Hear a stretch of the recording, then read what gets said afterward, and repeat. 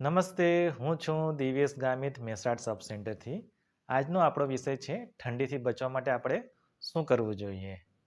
ઠંડીથી બચવા માટે આપણે ગરમ કપડાં, સ્વેટર, મફલર કે ગરમ ટોપીનો ઉપયોગ કરવો જોઈએ. વધુ પડતી ઠંડી હોય ત્યારે આપણા ઘરના બારી-બારણાં બંધ રાખવા જોઈએ.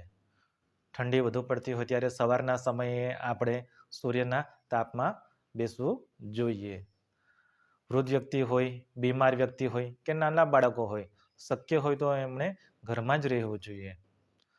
શક્ય હોય ત્યાં સુધી આપણે સાદા સાબુના બદલે આપણે ગ્લિસરીનવાળો સાબુનો ઉપયોગ કરવો જોઈએ.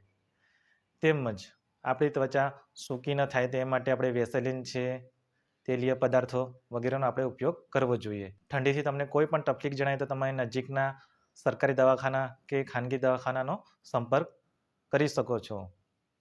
આભાર.